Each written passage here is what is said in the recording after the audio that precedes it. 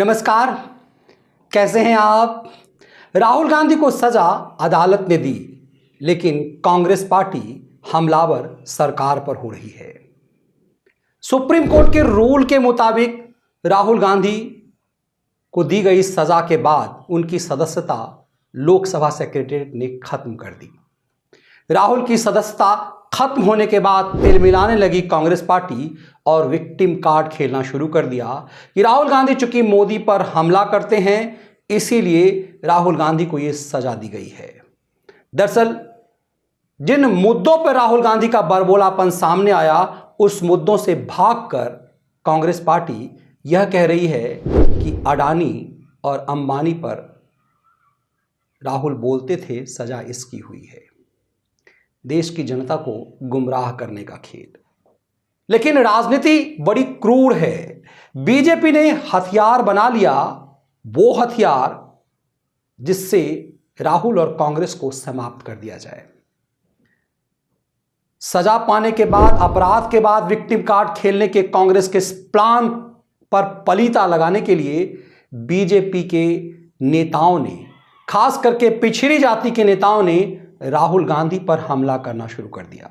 झारखंड के पूर्व मुख्यमंत्री रघुवर दास, महाराष्ट्र भाजपा के अध्यक्ष चंद्रशेखर जी समेत देश के तमाम वो नेता जो या तो बीजेपी में हैं या बीजेपी के साथ हैं, उन दलित और पिछड़े वर्ग के नेताओं ने यह कहना शुरू कर दिया कि राहुल हिंदुत्व विरोधी तो थे ही, पब्लिकली कहते थे, लेकिन राहुल पिछड़ों के विरोधी हैं। और नरेंद्र मोदी चूंकि पिछड़ी जाति से हैं, वो घासी जाति से हैं, वो मोदी हैं, अलग अलग राज्यों में उसे तेली जाति कहा जाता है। ये उस जाति का अपमान है। दरअसल जहां खेलना नहीं चाहती कांग्रेस, वहां आकर बीजेपी उन्हें अब खेलने को मजबूर कर रही है। बीजेपी ने यह हथियार उन तमाम जातिवादी पार्टियों की रीढ़ तोड़ने के लिए किया है, उन तमाम क्षेत्रीय छत्रपों को जो एक जाति के साथ मुस्लिम वोट की जोर से राजनीति करती है।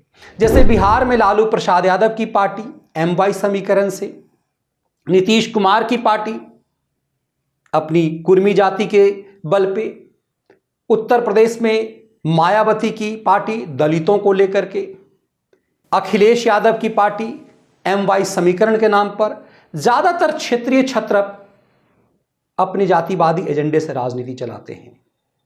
अब भाजपा ने उन क्षेत्रीय जातिवादी पार्टियों की रीढ़ तोड़ने का प्लान किया है कि क्या वे राहुल गांधी के पक्ष में इसलिए खड़े हो जाएंगे क्योंकि उन्होंने मोदी सरनेम वाली एक जाति को गाली दी।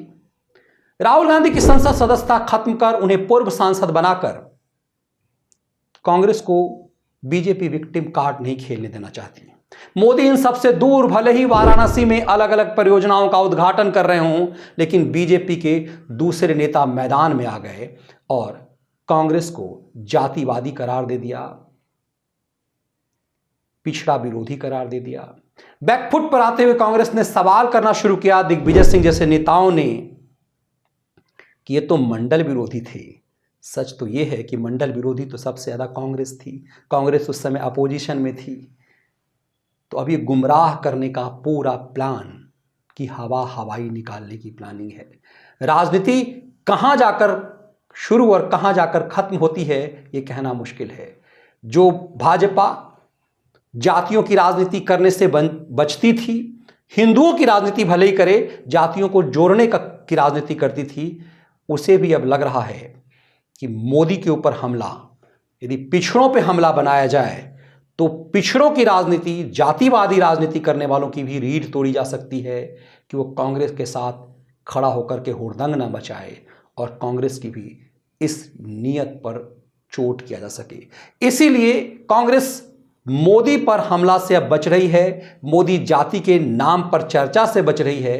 प्रियंका वाड्रा मैदान में आकर के नेहरू सरनेम पर सवाल कर रही है, लेकिन कोई राहुल की उस गलतियों के साथ दिखाई नहीं दे रहा जिस पर सफाई दे के उन्होंने मोदी जाति के लिए कुछ नहीं कहा। इसीलिए बीजेपी अब वहां हमला करना चाह रही है जिस जगह से कांग्रेस और तमाम क्षेत्रीय छत्रपों की कह सकते हैं कि आत्मा बसी हुई है। इस देश में कांग्रेस ने सालों तक